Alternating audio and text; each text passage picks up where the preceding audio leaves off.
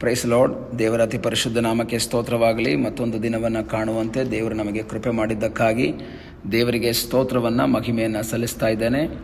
ಇಂದಿನ ವೇದ ಅಧ್ಯಯನಕ್ಕಾಗಿ ಒಂದು ವಾಕ್ಯವನ್ನು ಓದಿಕೊಳ್ಳೋಣ. ಮತ್ತಾಯನು ಬರೆದ ಸುವಾರ್ತೆ 16ನೇ ಅಧ್ಯಾಯ 16ನೇ ವಾಕ್ಯ. ಸೀಮೋನ್ ಪೇತ್ರನು, ನೀನು ಬರಬೇಕಾಗಿರುವ ಕ್ರಿಸ್ತನು, ಜೀವ ಸ್ವರೂಪನಾದ ದೇವರ ಕುಮಾರನು ಎಂದು ಉತ್ತರ ಕೊಟ್ಟನು. ಯೇಸು ಫಿಲಿಪ್ಪನ ಕೈಸರ್ ಎಂಬ ಪಟ್ಟಣದ ಪ್ರಾಂತ್ಯಕ್ಕೆ ಬಂದಾಗ ಯೇಸು ತನ್ನ ಶಿಷ್ಯರ ಬಳಿಯಲ್ಲಿ ಕೇಳ್ತಾನೆ, ಜನರು ಮನುಷ್ಯಕುಮಾರನೆಂಬ ನನ್ನನ್ನು ಯಾರು ಅಂತಾರೆ?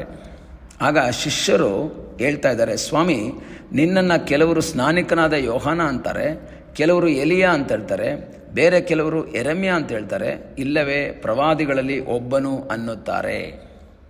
ಆಗ ಡಿಫ್ರೆಂಟ್ ಆದಂಥ ಒಪಿನಿಯನ್ ಇದೆ.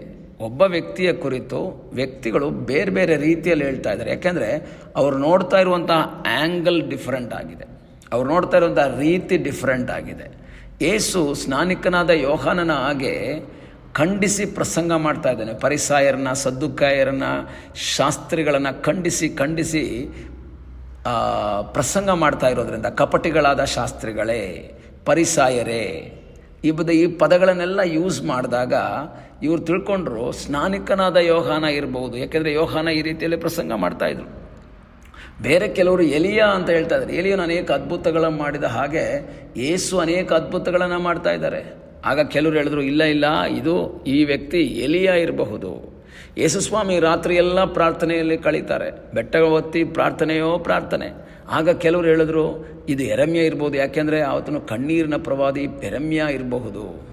ಬೇರೆ ಕೆಲವ್ರ ಹತ್ರ ಕೇಳಿದ್ರು, ಯಾರಿರ್ಬೋದು ಇವರು ಅಂತ ಕೇಳಿದಾಗ ಕೆಲವರು ಯೋಹಾನ, ಕೆಲವರು ಎಲಿಯಾ, ಕೆಲವರು ಎರೆಮ್ಯ ಅಂದಾಗ ಬೇರೆ ಕೆಲವರಿಗೆ ಅಭಿಪ್ರಾಯನೇ ಇಲ್ಲ, ಯಾರೋ ಒಬ್ಬ ಪ್ರವಾದಿ ಇರ್ಬೋದು. ಸೊ ಓಕೆ, ನಮ್ಗೆ ಗೊತ್ತಿಲ್ಲ ಸರ್. ಈ ಟಿ ವಿಗಳಲ್ಲಿ ಕೆಲವಾಗ ಯಾರು ಗೆಲ್ತಾರೆ ಎಂಬುದಾಗಿ ಎಲೆಕ್ಷನ್ ಟೈಮಲ್ಲೆಲ್ಲ ಕೇಳುವಾಗ ಸರ್ವೆ ತಗೊಂಡಾಗೆ ಸರ್ವೆ ಮಾಡಿದಾಗ ಅನೇಕ ರೀತಿಯ ಅಭಿಪ್ರಾಯಗಳನ್ನ ಹೇಳ್ತಾ ಇದ್ದಾರೆ. ಆದರೆ ಯೇಸು ಯೋಹಾನ ಅಲ್ಲ, ಯೇಸು ಎರೆಮ್ಯ ಅಲ್ಲ, ಯೇಸು ಎಲಿಯಾ ಅಲ್ಲ, ಯೇಸು ಯಾವ ಬೇರೆ ಪ್ರವಾದಿಗಳಲ್ಲಿ ಒಬ್ಬ ಅಲ್ಲ, ಯೇಸುನೇ. ತಕ್ಷಣ ಯೇಸು ಹೇಳ್ತಾ ಇದ್ದಾರೆ, ಸರಿ ಆಯ್ತಪ್ಪ, ಅವರೆಲ್ಲ ಹಾಗೆ ಹೇಳ್ತಾ ಇದ್ದಾರೆ, ನೀವು ನನ್ನನ್ನು ಏನಂತ ಕರಿತಾ ಇದ್ದೀರಾ? ಆಗ ಪೇತ್ರ, ನೀನು ಎಜ್ಕೇಲ ಅಂತನೋ, ದಾನಿಯೇಲ ಅಂತನೋ, ಯೋವೇಲ ಅಂತನೋ, ಆಮೋಸ ಅಂತನೋ ಏನೂ ಹೇಳಲಿಲ್ಲ. ತಕ್ಷಣ ಸೀಮೋನ್ ಪೇತ್ರನು ಇಮ್ಮಿಡಿಯೇಟ್ ಆನ್ಸರ್ ಕೊಡ್ತಾನೆ, ಸ್ವಾಮಿ, ನೀನು ಬರಬೇಕಾಗಿರುವ ಕ್ರಿಸ್ತನು, ಜೀವ ಸ್ವರೂಪನಾದ ದೇವರ ಕುಮಾರನು. ಸ್ವಾಮಿ, ನೀನು ಬರಬೇಕಾದಂಥ ಕ್ರಿಸ್ತನು, ನಾವು ಕಾಯ್ತಾ ಇದ್ದಂಥ ಅಭಿಷಕ್ತನು, ನಾವು ಕಾಯ್ತಾ ಇದ್ದಂತಹ ಒಬ್ಬ ದೇವಕುಮಾರ ನೀನು, ಜೀವ ಸ್ವರೂಪನಾದ ದೇವರ ಕುಮಾರ ನೀನು. ನಮಗೆ ಕನ್ಫ್ಯೂಷನ್ ಇಲ್ಲ. ಕನ್ಫ್ಯೂಷನ್ ಇದ್ದಿದ್ರೆ ನಾವು ಕೆಲಸ ಬಿಟ್ಟು ನಿನ್ನಿಂದೆ ಬರ್ತಿರಲಿಲ್ಲ. ನಮಗೆ ಒಂದು ಗ್ಯಾರಂಟಿ ಇದೆ, ನೀನು ನಾವು ಕಾಯ್ತಾ ಇದ್ದಂತಹ ಮೆಸ್ಸಿಯ ಎಂಬುದಾಗಿ. ಪ್ರಿಯ ದೇವರ ಮಕ್ಕಳೇ, ಜನರ ಮಧ್ಯದಲ್ಲಿ ಅದ್ಭುತಗಳನ್ನು ನೋಡ್ತಾ ಇರುವಂತಹ ವ್ಯಕ್ತಿಗಳ ಮಧ್ಯದಲ್ಲಿ ಒಂದು ಕನ್ಫ್ಯೂಷನ್ ಇದೆ. ಏಸು ಯಾರು ಎಂಬ ಒಂದು ಕನ್ಫ್ಯೂಷನ್ ಉಂಟಾಗುವಾಗ ಇಲ್ಲಿ ನಾವು ನೋಡ್ತಾ ಇದ್ದೇವೆ, ಈ ಅನೇಕರು ಅನೇಕ ಅಭಿಪ್ರಾಯಗಳನ್ನ ಹೇಳ್ತಾರೆ. ಒಬ್ಬ ವ್ಯಕ್ತಿಯ ಬಗ್ಗೆನೇ ಡಿಫ್ರೆಂಟ್ ಆದಂಥ ಒಪಿನಿಯನ್ ಹೇಳ್ತಾ ಇದ್ದಾರೆ. ಇವತ್ತು ಬೆಳಗ್ಗೆ ನನ್ನನ್ನು ಕೇಳುವ ದೇವರ ಮಕ್ಕಳೇ, ಯೇಸು ನಿಮಗೆ ಯಾರು? ರೋಗ ಗುಣ ಮಾಡುವ ಯೆಹೋವ ರಾಫ ಮಾತ್ರನಾ? ನಿಮ್ಮ ಪಾಪದಿಂದ ಬಿಡಿಸಿದಂತಹ ರಕ್ಷಕ ಮಾತ್ರನಾ? ಅಥವಾ ನಿಮಗೆ ಕೊರತೆಗಳನ್ನು ನೀಗಿಸುವಂತಹ, ಅಥವಾ ನಿಮಗೆ ಯೆಹೋವ ಈರೆಯಾಗಿ ಹಣವನ್ನು ಸಹಾಯ ಮಾಡುವ ಫೈನಾನ್ಸ್ ಮಿನಿಸ್ಟರ್ ಥರನಾ? ಕೆಲವರಿಗೆ ಯೇಸುಸ್ವಾಮಿ ಡಾಕ್ಟರ್ ಥರ, ಕೆಲವರಿಗೆ ಯೇಸುಸ್ವಾಮಿಗೆ ಫೈನಾನ್ಸ್ ಮಿನಿಸ್ಟರ್ ಥರ ದುಡ್ಡು ಕೊಡೋರು, ಕೇಳಿದಾಗೆಲ್ಲ ದುಡ್ಡು ಕೊಡೋರು, ಹುಷಾರಿಲ್ಲದಿದ್ದಾಗ ಹುಷಾರು ಮಾಡೋರು, ನಮ್ಮ ಕಷ್ಟ ಪರಿಹಾರ ಮಾಡೋರು. ಅದೆಲ್ಲ ಸರಿಯೇ. ಆದರೆ ಯೇಸು ಯಾರು? ಆತನು ಜೀವ ಸ್ವರೂಪನಾದ ದೇವ ಕುಮಾರನು, ಬರಬೇಕಾಗಿರುವಂಥ ಕ್ರಿಸ್ತನು, ನನ್ನನ್ನು ನಿಮ್ಮನ್ನು ರಕ್ಷಿಸಿದವನು ಮಾತ್ರವಲ್ಲ, ನಮ್ಮ ಕರ್ತನಾಗಿರುವಂತಹ ಕ್ರಿಸ್ತನು. ಈ ದಿವಸಗಳಲ್ಲಿ ದಾನಗಳ ಮೇಲೆ, ಅದರ ಆಧಾರದ ಮೇಲೆ ಕ್ರಿಸ್ತನನ್ನು ಅಳೆಯಬಾರದು.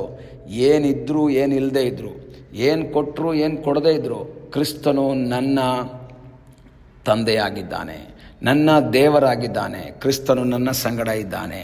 ಈ ಪೇತ್ರ ಹೇಳ್ತಾನೆ, ಸ್ವಾಮಿ, ನೀನು ಬರಬೇಕಾಗಿರುವ ಕ್ರಿಸ್ತನು. ಅನೇಕ ರೀತಿಯ ಕನ್ಫ್ಯೂಷನ್ ಇದೆ, ಅವರ ಇವರ ಅಂತ ಒಂದು ಕನ್ಫ್ಯೂಷನ್ ಇದೆ. ಆದರೆ ನಮಗೆ ಕನ್ಫ್ಯೂಷನ್ ಇಲ್ಲ ಅಂತ ಹೇಳ್ತಾನೆ. ಈ ಹಗಲಿನ ಸಮಯದಲ್ಲಿ ನಮಗೆ ಕನ್ಫ್ಯೂಷನ್ ಇರಬಾರ್ದು. ನಾನು ಹಿಂಬಾಲಿಸಿರುವಂತಹ ಯೇಸು ನನ್ನ ಕರ್ತನು, ನನ್ನ ರಕ್ಷಕನು, ನನಗೆ ಸಹಾಯ ಮಾಡುವುದಕ್ಕೆ ಶಕ್ತನಾದ ಒಬ್ಬ ದೇವರು ಎಂಬ ಆ ನಂಬಿಕೆಯಿಂದ ಮುಂದೆ ಸಾಗುವುದಾದರೆ ಆ ನಂಬಿಕೆ ನಮ್ಮಲ್ಲಿ ದೃಢವಾಗಿ ನಿಲ್ಲುವಂತೆ ಮಾಡ್ತದೆ. ಈ ಪೇತ್ರನು ಸ್ಥಿರವಾಗಿ ನಿಂತಿದ್ದರಿಂದಲೇ ಅನೇಕ ಸಂದರ್ಭಗಳಲ್ಲಿ ಯೇಸು ಸ್ವಾಮಿಯ ಮುಂದೆ ಅನೇಕ ಕಾರ್ಯಗಳನ್ನು ಮುಂದೆ ಬಂದು ಮಾತನಾಡುವುದಕ್ಕೂ ಕಾರ್ಯ ಮಾಡುವುದಕ್ಕೂ ಮುಂದೆ ಬರುವುದಕ್ಕೆ ಕಾರಣ ಅವರಲ್ಲಿ ಒಂದು ಕನ್ಫರ್ಮೇಷನ್ ಇತ್ತು, ದೃಢತೆ ಇತ್ತು. ನಾವು ಹಿಂಬಾಲಿಸ್ತಿರುವಂಥ ವ್ಯಕ್ತಿ ಯಾರು ಎಂಬ. ಅನೇಕರು ಬಡಗಿ ಮಗ, ಮರಿಯಳ ಮಗ, ಈ ರೀತಿ ಡಿಫ್ರೆಂಟ್ ಒಪಿನಿಯನ್ ಹೇಳಿ ಯೇಸುವನ್ನು ಅಲ್ಲಗಳೆತಿರುವಾಗ, ಯೇಸುವನ್ನು ಅವಮಾನಪಡಿಸ್ತಾ ಇರುವಾಗ ಪೇತ್ರ ಹೇಳ್ತಾನೆ, ಸ್ವಾಮಿ ಅದು ಯಾವುದೂ ಅಲ್ಲ, ನಾವು ಯಾರನ್ನ ಕಾಯ್ತಾ ಇದ್ವೋ ಅದೇ ಮೆಸ್ಸಿಯ. ನಾವು ಯಾರಿಗೋಸ್ಕರ ಕಾಯ್ತಾ ಇದ್ವೋ ಆ ಕರ್ತನು ನೀನು ಸ್ವಾಮಿ. ಅದನ್ನು ಅರ್ಥ ಮಾಡಿಕೊಂಡು ಮುಂದೆ ಸಾಗಿದಂತಹ ಪೇತ್ರನು ಮುಂದಿನ ದಿನಗಳಲ್ಲಿ ಕರ್ತನಿಗಾಗಿ ದೃಢವಾಗಿ ನಿಲ್ಲುವುದಕ್ಕೆ ಸಾಧ್ಯವಾಯಿತು. ಈ ದಿವಸ ಕರ್ತನಲ್ಲಿ ದೃಢವಾಗಿ ನಿಂತು ಕರ್ತನು ಯಾರು ಎಂಬುದಾಗಿ ತಿಳಿದು ಮುಂದೆ ಸಾಗುವಂತೆ ದೇವರು ನಮಗೆ ಸಹಾಯ ಮಾಡಲಿ. ಈ ವಾಕ್ಯಗಳಿಂದ ದೇವರು ನಮ್ಮನ್ನು ಆಶೀರ್ವಾದ ಮಾಡಲಿ. ಪ್ರಾರ್ಥನೆ ಮಾಡೋಣ. ನಮ್ಮನ್ನು ಬಹಳವಾಗಿ ಪ್ರೀತಿ ಮಾಡುವ ಪರಲೋಕದ ತಂದೆಯಾದ ದೇವರೇ, ಒಳ್ಳೆಯ ಸಮಯಕ್ಕಾಗಿ ಸ್ತೋತ್ರ. ಈ ಸಮಯದಲ್ಲಿ ನಮ್ಮನ್ನೇ ನಿನ್ನ ಪಾದ ಬಳಿಗೆ ಒಪ್ಪಿಸಿಕೊಡ್ತೇವೆ. ನಿನ್ನ ಕುರಿತಾದಂಥ ದೃಢ ತೀರ್ಮಾನವುಳ್ಳವರಾಗಿ ಮುಂದೆ ಸಾಗುವಂತೆ ನೀನು ನಮಗೆ ಕೃಪೆ ಮಾಡು ಎಂಬುದಾಗಿನೂ ಪ್ರಾರ್ಥಿಸ್ತೇವೆ. ಪ್ರಾರ್ಥನೆಯನ್ನು ಕೇಳಿದ್ದಕ್ಕಾಗಿ ಸ್ತೋತ್ರ. ಯೇಸುವಿನ ಮುದ್ದಾದ ಹೆಸರಿನಲ್ಲಿ ಬೇಡಿಕೊಳ್ಳುತ್ತೇವೆ ನಮ್ಮ ಪ್ರೀತಿಯ ತಂದೆಯೇ. ಆಮೇನ್. God bless you.